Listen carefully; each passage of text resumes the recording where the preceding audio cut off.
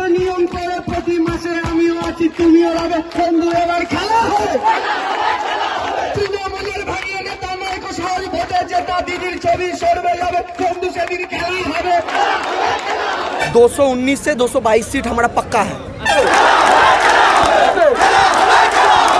Mummy का तबीयत बिगड़ता है नहीं आता, पापा का तबीयत बिगड़ता है नहीं आता, घर में प्रॉब्लम होता है नहीं आता, लेकिन एक बार फ़ोन करके बोल दीजिए आज ना मटन बन रहा है, पूरा परिवार लेकर आ जाएगा खाने के लिए।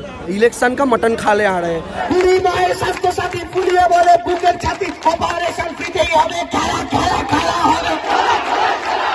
बंगाल माछ खाता है, मांसो खाता है, नरेंद्र मोदी नहीं खाते हैं। बंगाली मछली खाते हैं, नरेंद्र मोदी बोलता है मछली में गंदो है।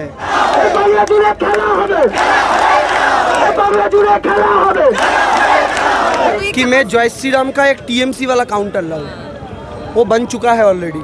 जय श्री राम अभी सिर्फ मंदिर में है, तो सिर्फ खेला होबे और खेला होबे।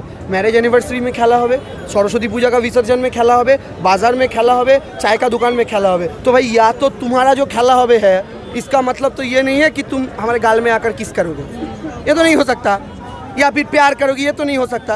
तुम अगर मेरा खेला होबे वायलेंस है, तुम्हारा खेला होबे भी वायलेंस है, और अगर तुम्हारा खेला होबे ठीक है तो मेरा वाला भी ठीक है।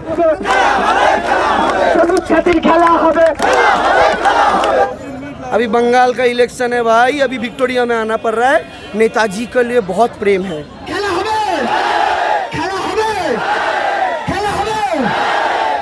গলার জোর চিরে অমিত শাহের মাথায় টাকা চুলো হবে খেলা হবে খেলা হবে।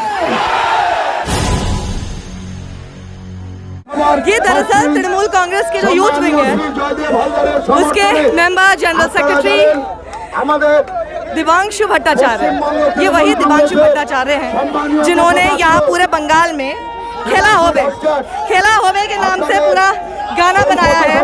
और या believe me when you are here आपको एहसास होगा कि वो खेला होबे बहुत हिट हो चुका है, उसका डीजे वर्जन आ चुका है, उसके जो गाने हैं ऐसा कहा जा रहा है, बताया जा रहा है कि कई कई सरस्वती पूजा में या फिर लोगों की शादियों में बजना शुरू हो गया है। दारुण खेला होबे, आरो जोरे खेला होबे तो खेला होबे तो खेला होबे तो खेला होबे क्या होता है? खेला होबे, खेला होबे का मतलब क्या है? बाल खेला होबे, बाल खेला बीजेपी के हारा तो হবে, बीजेपी संगे खेला হবে, উন্নয়নের খেলা হবে।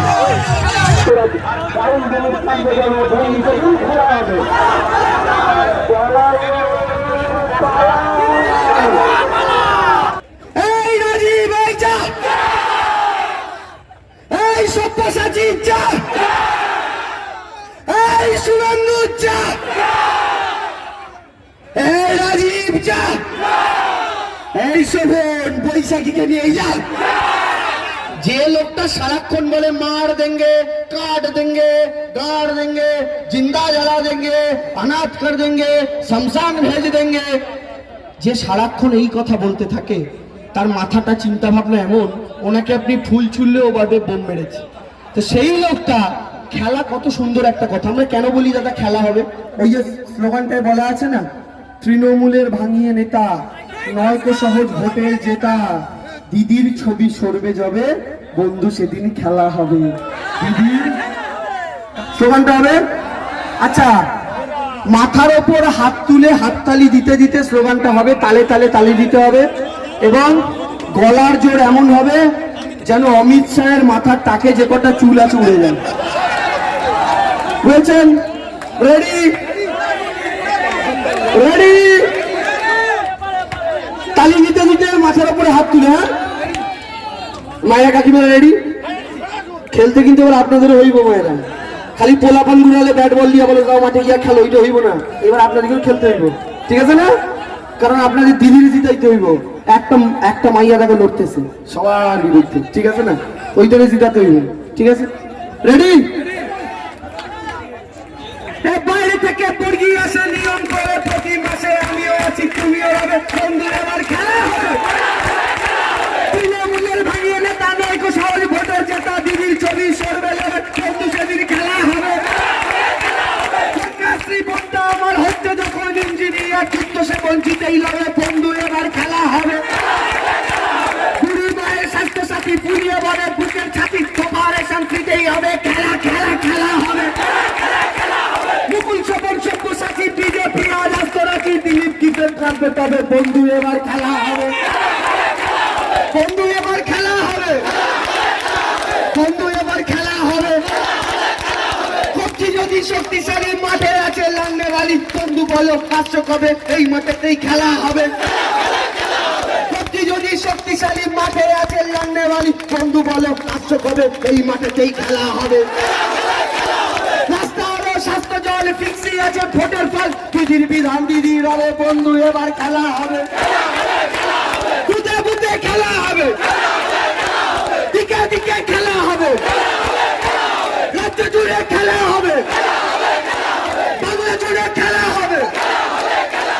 আয় গদ্দার খেলা হবে আয় বেঈমান খেলা হবে আয় রাজীব খেলা হবে আয় মুকুল খেলা হবে বুথে বুথে খেলা হবে এবার একটু গতিটা বাড়ে স্পিড হবে হ্যাঁ বুথে বুথে খেলা হবে বুথে বুথে খেলা হবে বিধানসভায় খেলা হবে সবুজ আবির খেলা হবে সবুজ আবির খেলা হবে সবুজ আবির খেলা হবে কন্যাশ্রীর খেলা হবে খাদ্যসাথীর খেলা হবে ফ্রি রেশনের খেলা হবে রাস্তা আলোর খেলা হবে ওষুধের খেলা হবে রূপশ্রীর খেলা হবে রাস্তাপথের খেলা হবে সবুজ আবির খেলা হবে সবুজ আবির খেলা হবে এনার্জি এত কমে গেল নেতাজির মাটির লোক আমরা দিদির সঙ্গে খেলা হবে খেলা হবে খেলা হবে খেলা হবে খেলা হবে খেলা হবে গলার জোর চিরে অমিত শাহের মাথায় টাকার চুল হতে হবে খেলা হবে খেলা হবে খেলা হবে খেলা হবে খেলা হবে অমিত শাহের মাথায় ছিল 7-8টা চুল 21 সালে সেখান দিয়েও গজাবে জোড়া ফুল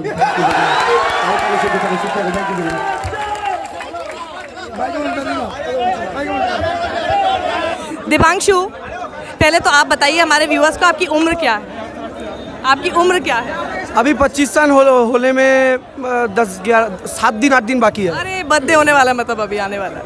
ओके आप सिविल इंजीनियर हैं पेशे से क्या हुआ कि आपको अचानक से लगा कि भाई मुझे टीएमसी के साथ ममता बनर्जी के साथ जुड़ना चाहिए देखिए 2008 साल जब आईपीएल आया था ना तब हमारे दोस्त लोग जो थे आईपीएल वाला जो क्रिकेटर्स का फोटो ये सब कट करते थे पेपर से तभी मैं क्या करता था ममता बनर्जी का फोटो कट करता था मेरा कोई फैमिली बैकग्राउंड नहीं है पॉलिटिक्स में कुछ भी नहीं है तो मुझको जब क्लास 8 था तब से जब पॉलिटिकल एक कैरेक्टर ममता बनर्जी का फोटो कलेक्ट करता था तो तेरा मेरा दोस्त लोग ये सब बोलते थे भाई इस उम्र में पॉलिटिक्स क्या जानता है तू ममता बुद्धदेव ये क्या तो मैं बोलता था मुझको पता नहीं क्यों बहुत पसंद है वो मैं देखता था एक अकेली लड़की क्योंकि 2008 साल अगर आप देखेंगे तो 2006 साल में ही लेफ्ट का वापसी हुआ था बहुत सारे सीट के साथ तो मैंने देखा एक रेजिमेंटेड पार्टी के खिलाफ इलेक्शन में हारने के बाद भी एक अकेला लड़की जो एक स्लम से उठकर आया है जिसका कोई पॉलिटिकल बैकग्राउंड नहीं है जिसका पिताजी छोटे से उम्र में चला गया जिसको अपने भाई बहनों को बड़ा करना पड़ा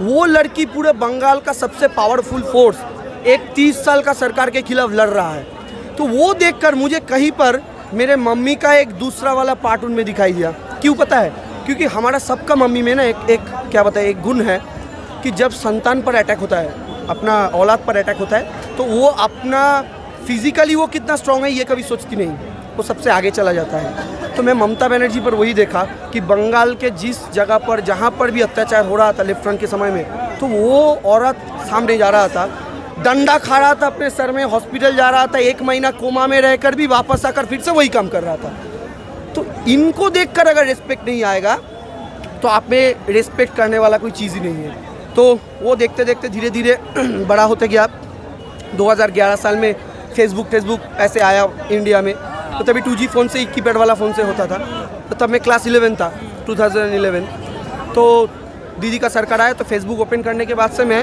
दीदी का कैंपेन करने लगा, उनका काम का जो नया नया सरकार है। हमारे दोस्त लोग जब अपने गर्लफ्रेंड बॉयफ्रेंड के साथ फ़ोटोज़ छोड़ते थे फेसबुक पर, तो वही मैं उनका म्यूचुअल फ्रेंड होकर दीदी को प्रेस करता था। तो वो लोग बोलते थे भाई तू क्या कर रहा है, इस उम्र में अपने गर्लफ्रेंड के साथ फ़ोटो छोड़ेगा, दोस्त लोगों के साथ पार्टी में जाएगा फ़ोटो छोड़ेगा, तो दीदी का फ़ोटो छोड़ रहा है, दीदी का कामकाज के बारे में बोल रहा है। तो मैं थोड़ा अलग था अपने दोस्त के ग्रुप से, अगर पॉलिटिकल ज़रिए से बात किया जाए तो ऐसे होता गया। इसके बाद मैं कैंपेन करता गया, कुछ करके फेसबुक प्रोफाइल में फॉलोअर बढ़ता गया। तो पहले लिखता था, उसके बाद 2016 में नवंबर के करीब बंगाल में 4G आया, रिलायंस जियो का, फ्री में दे रहा था अंबानी जी, थैंक यू, फ्री में दे रहे थे। और तभी नोट बैन हुआ 8 नवंबर को, यानी 4G और नोट बैन, एक बम्बू और एक प्यार एक साथ दिया गया था, ठीक है ना।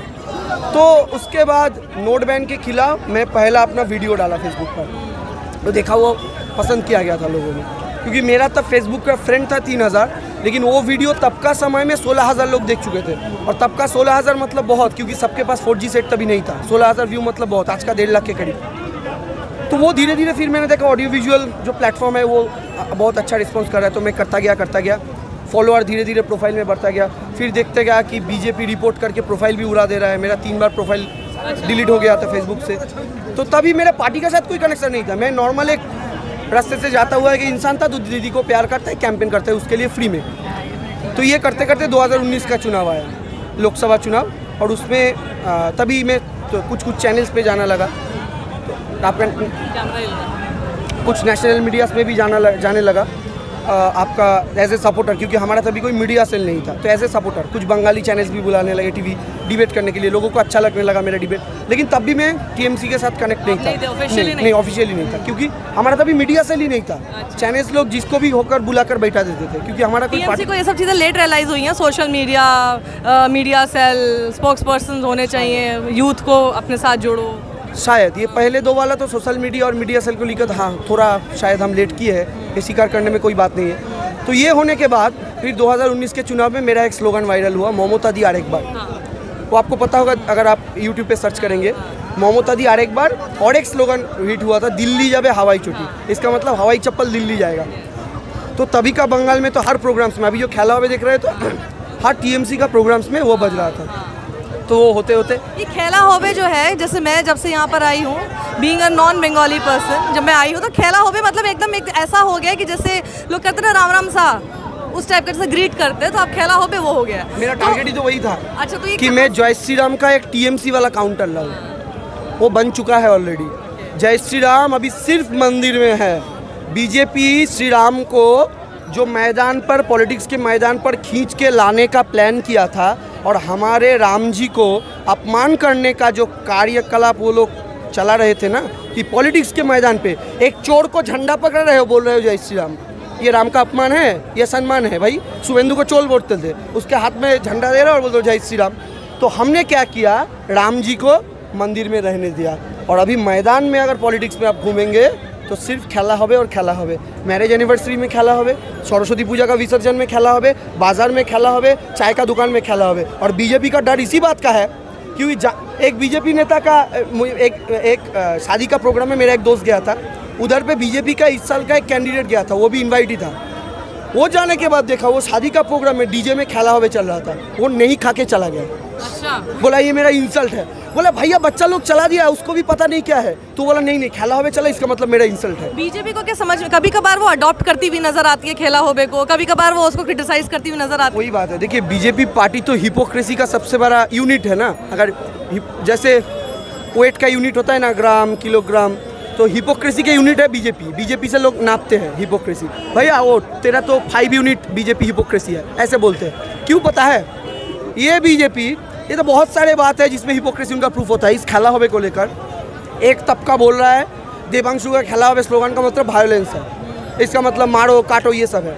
और एक तबका जो है ये खेला होबे को अडॉप्ट करके अपनी तरह से रिक्रिएट कर रहे हैं। तो भाई या तो तुम्हारा जो खेला होबे है इसका मतलब तो ये नहीं है कि तुम हमारे गाल में आकर किस करोगे, ये तो नहीं हो सकता, या फिर प्यार करोगे, ये तो नहीं हो सकता। तुम अगर मेरा खेला होबे वायलेंस है, तुम्हारा खेला होबे भी वायलेंस है, और अगर तुम्हारा खेला होबे ठीक है तो मेरा वाला भी ठीक है। तो ये लोग बोलते बोलते अपने आप ऐसे कंफ्यूज हो गया। अभी देखिए ना, पब्लिक बोलता है खेला होबे। एक पॉलिटिकल स्लोगन जब पॉलिटिक्स का बाउंड्री को छोड़कर आम जिंदगी इंसान की ज़िंदगी में घुस जाता है, तब आपको सोचना पड़ेगा ये खेला होने का मतलब है खेल होगा। खेल अब जनता खेलेगा अपने दीदी के लिए, क्योंकि 2019 का चुनाव में 18 सीट बीजेपी को देने के बाद से बंगाल को जो झेलना पड़ा, भातपाड़ा से लेकर जंगल महल तक, और एक देखिए प्रॉमिस किया वो नहीं किया वो अलग बात है, लेकिन और गड्ढा में डाल दिया वो एक अलग बात है।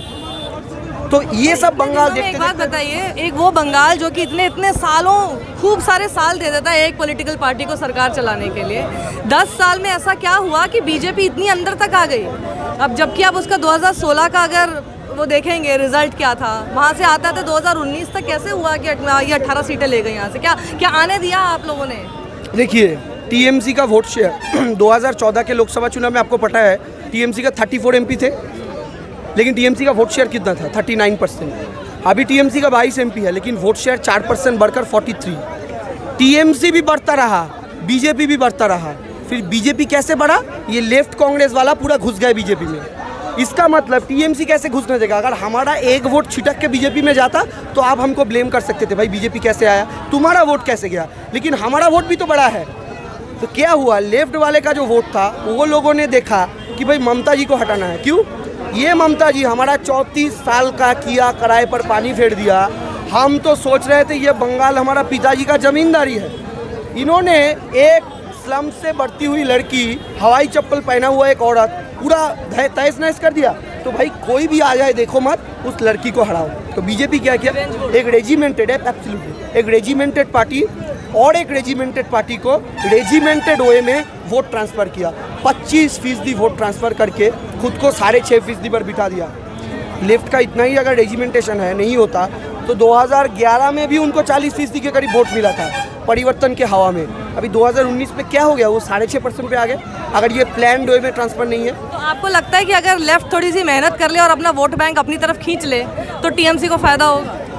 देखिए वो मैं नहीं बोलूँगा, क्योंकि अभी टीएमसी जिस जगह पर बंगाल में है, हमको दूसरे के मुंह पर देखने का ज़रूरत नहीं है, क्योंकि TMC is aiming for more than 50% of vote share.